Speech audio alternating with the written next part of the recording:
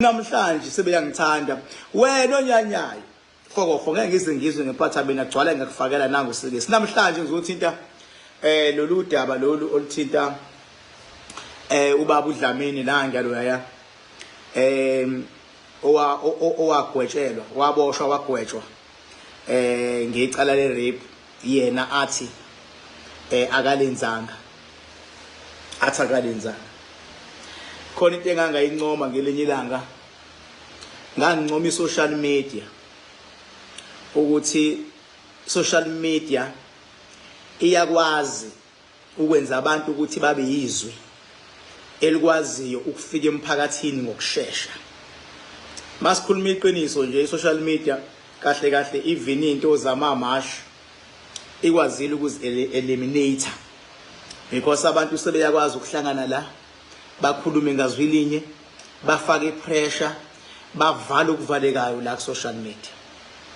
Kodwa futhi social media futhi iyakwazi futhi ukuthi nabantu abangahlakaniphile ibanike iplatform yokuthi umuntu athole ithuba lokuphawula kanti uphawula kumqondo wakhe unlimited.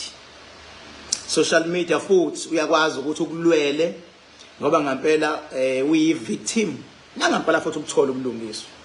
Futhi social media iyakwazi futhi social media ukukusabotage kunoma yini esuke yona abantu bengayitholanga ingqikithi yendaba.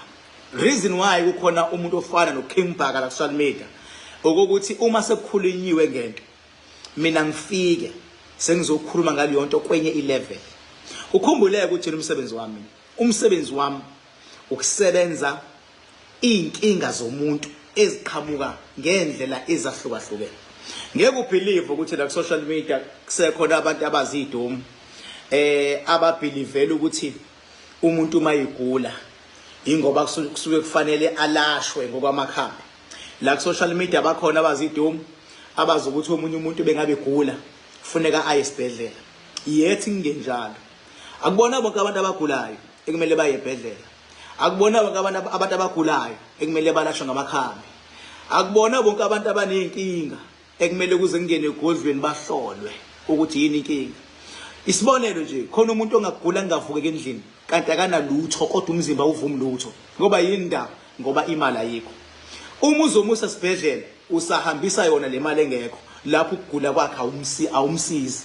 Khona umuntu ongathi mayegula nje uvela uqhamuke no 20,000 uthi naku 20,000 avela avuka gezi amisa itekisi omunye angene emotweni ahambe enze shopping.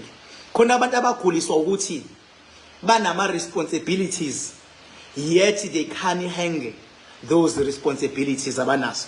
Kuyase kuseni ugesi awukhokhelwe, amanzi awakhokhelwe, iDStv ayidlali, ukudla akukho endlini, izingane zifuna ukudla.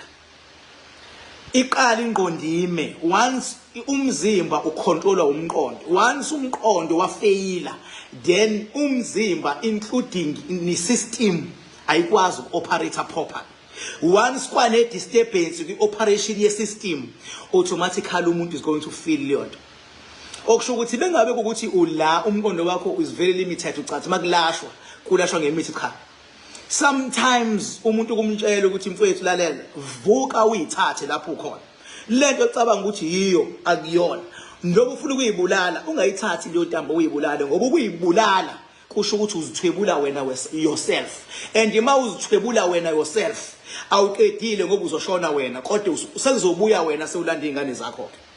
Umuntu kade ezoyifaka intambo angithi uyezwa akanikwanga muthi akanikwanga mali akayanga esibhedlela ngokukhuluma nje ukuthi lento ecabanga ukuyenza angithi thina njengoba sikanje thina sama lokhuzana mina I'm an expect like spiritual yabo ukukhuluma ukuphila lokho kuphila kuyahamba kuya kumuntu kufike kuzale iwisdom. Once umuntu ebe wisdom obezozibulala ngeke asazibulala okusho ukuthi izingane bezongena enkingeni there is no more nkinga. Khona izingane namhlanje khona imizi ethwele kanzima ngenxa indlela abazali abashona ngayo indlela abazali abashona ngayo as a result izingane zithwele kanzima. Yabo indlela abazali abalele ngokuphumula mase kuthiwa bathwebulekile kuthiwe abafiki as idlozi ekhaya kuthiwe abakwazi ukulwela ingane indlela abashona ngayo. Uma thina sesifikile ngakhuluma ngathi awukwenza ukuthi uyakuza ukukhuluma kwenzani ngafike ngakhuluma ngathi kunezingane ezingenazo izinhlanhla today ingenxa yokuthi azikwazi ukacknowledge abazali baso azikwazi ukulalela abazali bephila. Uma sengikhulumile ngathi mntanami umzali wakho umulalele muhloniphe ngoba ophethe ibusiso zakho. Uyayibona ingane yenzani isimhlonipha umzali, uyayibona ingane isitapu isibusiso, uyabona ingane ngesibusiso somzali, uyayibona iya kwanqoba ngoba yindaba King Baba ukukhulumile. Lento yokukhuluma bafethu ingakho even ngisho kukhona abantu abenza ilento kukhona abantu abakwazi ukwenza icounseling. Uthola ukuthi akuvumi noma wenzeni bese uya kubantu abaspecialize ngecounseling akucancelisha umuntu busubhidle kumshado wenu cancelishwe ubuyele. Counseling it's all about talking then umuntu bese yaphila ngoba once wanga understand once waphatheka kabi yonke into izoloka. Once waloka psychological nezifo ziyaqala ziyadevelop nestress siyadevelop khona abantu abangena ebhedlela befakwa istress kuphela. Mase kuqhamuka umuntu athi awulaphi ingane ukhulumelani lo muntu usuke ezikhombisa ukuthi ngokomqondo omncane kanganani kodwa i-social media iyakwenza okuhle futhi iyakwenza futhi nokubi. Ngilolu daba ke lolu luka Baba Dlamini lolu daba lolu luka Baba Dlamini ngifuna abantu ba understand ukuthi before ngigcile kulona ukuthi court isebenza kanjani. Uma ngabe kwenzeka i-rape, uma ngabe umuntu entshontsha, uma ngabe abantu bebulalana, inkantolo isuke ingekho lapho. Lokho it's given. Uma ngabe seniletha icala ufike uvula icala, thathwe icala unikwe idate okuye court. E-court khona amanye amacala e-court. E-court akuquli icala umuntu oyedwa. Abantu bangena ngezikhathi zabo. Ijudge equlayo noma imantshi equlayo isuke maqedwa leli sakongena kwenye futhi lokhuzana kwelinye icala. Basebenza ngani? Basebenza ngokufakazi. Fakazi. Abasebenzi ngokuthi bathi siyazi ukuthi ulenzile, siyazi ukuthi awulenzanga. Isebenza ngobufakazi. Inqwaba abantu abaqanjelwa amanga kuthiwe benza amacala. Inkantolo iba phakathi nendawo accuse no complainant yona iba phakathi nendawo. Ngoba umthetho even abashushisi ngeke ngibabona abanye abashushisi sebenza izinto zokuchema nje sengathi umshushisi umeli ucomplainant. Umshushisi akuyena ummeli ka complainant, akuyena ummeli and abashushisi abayisuse le nto yabo yokuzenza abameli. Maningi ama cases engiwabonayo abashushisi befuna ukuzenza abameli. Umshushisi akuyena ummeli ka complainant. Umshushisi ngokomthetho kumele abe phakathi nendawo ngokomthetho umshushisi ngoba naye ubengekho akanawo ummeli kodwa ngoba uyena obonile ukuthi likhona icala sekumele ayivezele inkantolo ukuthi ubone ngani ukuthi ngempela likhona icala la umshushisi. That is the thing. Kodwa hayi ukuthi ummeli ka complainant. Yabo so ke njengoba kusetshenzwa ngobufakazi bafethu anginichazele lento ngoba ngiyabotha abantu abaningi abayi understand lento.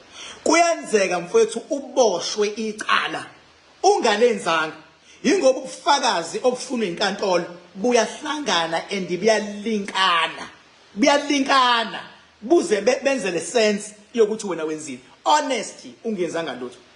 Kuyenzeka bafethu ukuthi ulenze icala deep down uyazi ukuthi ulenzile kodwa ubufakazi ulenzile buvele bungahlangani mase kulapha ya ecourt.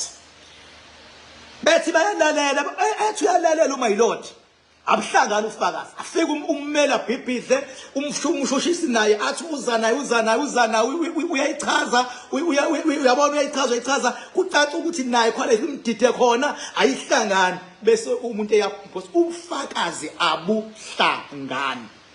Uyabona ke ecase kaBaba uDlamini ecase kaBaba uDlamini ijulile le case yabo ngisakhuluma ngobufakazi nje kuyenzeka futhi ukuthi ulenze icala kodwa nje uvela ungabanjwa nje ungabanjwa futhi nje ungaboshwa hayi ngoba ugwazela amaphoyisa cha ingoba uthema uyenza into oyenzile wena wenza sure ukuthi abukho ubufakazi obuzokwenza ukuthi investigations igcine ifike kuwena hayi ngoba kuukuthi kuchenywe nawe uyaboshwa udedelwe cha uyaboshwa kodwa ubufakazi emnahlangani ke nguzwe umphakathi sewuboycotha uzuthuke namaphoyisa ukuthi siyambopha lona bese yadedelwa iphoyisa elibophile mhlawumbe bafethu asikhulumeni lento leyo kuboshwa ngoba ngize kuba Dlamini ngiyabona abantu bayangena iphoyisa elibophile bafethu lisuke line show ukuthi nalo lifuna ukuthi lo muntu elimbophile agwetshwe bekela mbopha iphoyisa waginqa ithupha lokhuzana wow udaba lwa enkantolo sekumele iphoyisa lilwele ukuthi lo muntu lo akagwetshwe kumele umseshi wecala naye ulwele ukuthi le case le ayiphethe akwenza ubulungiswa iphoyisa labopha lilwele ukuthi nalo ingakho lize lizoba ufakazi ukuthi ngampela lo muntu kumele agwetshwe ngoba ngathi bengimfica kwakade kunjena wenza kanjena ufakazi samthola yilobu nalobu samdlusela kumseshi afike nomseshi naye abuza aphendula bafuna agwetshwe uma kuukuthi umuntu akagwetshwanga endaweni enimazi kahle uyisigebengu awukwazi ukulwa namaphoyisa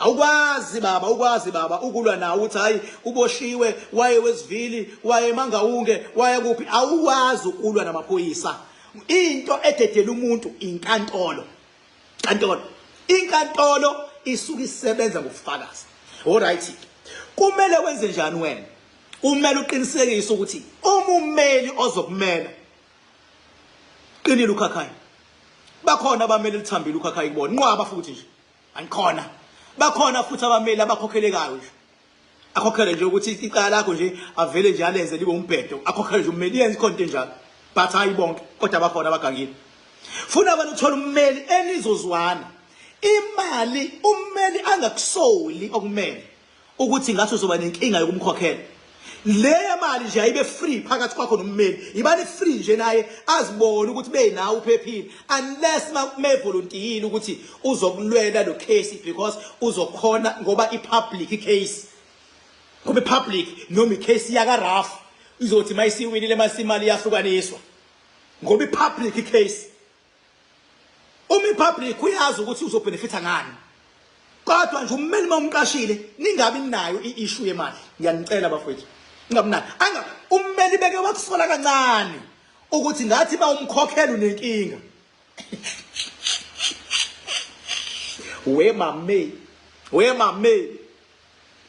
we mame ingakho ngithi mina right sengibuyela back la why ngikhuluma lezi zinto ingoba ngifuna abantu baphile abantu babone ukuthi ngokwamandla sila kanani babona abantu bengabe silwa izimpi zabo ngokwepower sithi sizilwa sibe silawula kule case kaDlamini uDlamini lapha ya into emshayini ubufakazi during i-trial yale case yakhe ubufakazi obabekwe etafuleni obenze ukuthi uDlamini agcinwe gwetshiwe uDlamini lapha ya akakwazanga ukuthola ummeli ozokwazi ukumkhipha right noma wrong akwazanga wathola ummeli owiki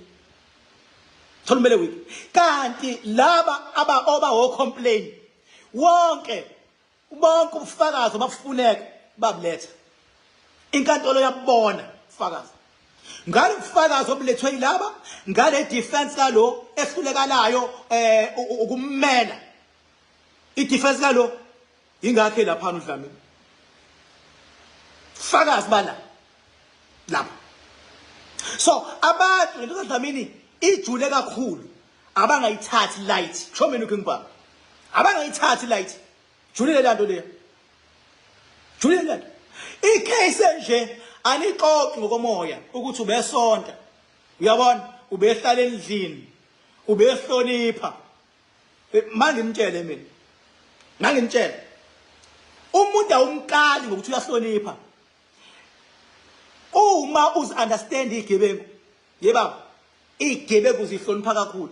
Ezinye zifundisa ejele inhlonipho. Ay kahle kahle uKing Bhaka akasasiyo inyanga so YouTube, but clearly uGuy like has more now focused on kuhlala phansi akhulume ngebantu laphana ku TikTok yakhe ku YouTube man YouTube shem. So we content creator uBhaka and people are saying ukuthi ulapha sikhathini wena ubhura sikhathini since uhlalile nje kuhlala ukhuluma indzaba tebantu. Yo guys, angeke ukuthi indoda yohlala phansi uhlala ukhuluma ngezindzaba tebantu. People are just shocked ukuthi kanti kulana kusetshenzwa esikhathini kwentwanini msebenzi wetinyanga masenyalo ukhuluma ngabo uMamkhize nyalo ukhuluma ngabo ababudlamini. Please do comment what you think below down in the comment section. This is the end of my video. I'm signing out. So goodbye.